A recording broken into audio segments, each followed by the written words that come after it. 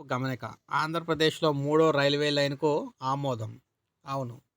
So, మీరు చూసుకుంటే విజయవాడ, గుంటూరు మార్గంలో మూడో రైల్వే లైన్ నిర్మాణానికి త్వరలోనే కేంద్రం నుంచి ఆమోదం లభించే అవకాశం ఉంది.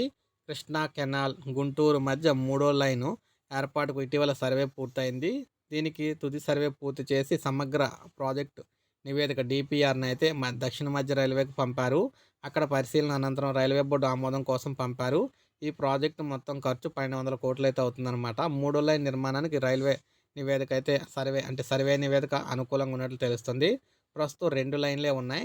ఉత్తరాంధ్ర నవ్యాంధ్ర రాజధానిలో కీలక పాత్ర అయిన కృష్ణా కెనాల్, గుంటూరు మధ్య ప్రస్తుతం 2 లైన్‌లు మాత్రమే ఉన్నాయి. ఈ మార్గంలో రోజుకు సుమారు 100 రైళ్లు రాకపోకలు సాగిస్తూ ఉంటాయి.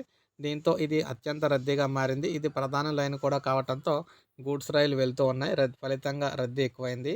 కొత్త మార్గం వస్తే ప్రయాణ వేగం కూడా పెరుగుతుందన్నమాట. మూడో లైన్ నిర్మాణం పూర్తయితే విజయవాడ, గుంటూరు మధ్య వేగవంతమైన ప్రయాణం అయితే అందుబాటులోకి వస్తుంది. అమరావతి రాజధాని పరిధిలో జంట నగరాలకు రైళ్ల సంఖ్య కనెక్టివిటీ కూడా పెరుగుతుంది. ప్రయాణికుల అవసరాలకు అనుగుణంగా రైళ్ల సంఖ్యను పెంచే అవకాశం కూడా ఉంది. ప్రజా రవాణాలో చౌకైన ప్రయాణికులను వేగంగా గమ్యస్థానానికి చేర్చేందుకు వీలవుతుంది.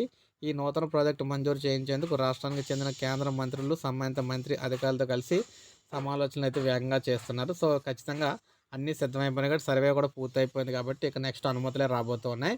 సో, ఈ విధంగా ఆంధ్రప్రదేశ్‌కు మూడో రైల్వే లైన్ అయితే రాబోతుంది. సో, ఇది అప్డేట్. ఒక లైక్ చేయండి, సబ్స్క్రైబ్ చేసుకోండి. మన ఛానల్ సబ్స్క్రైబ్ చేసుకొని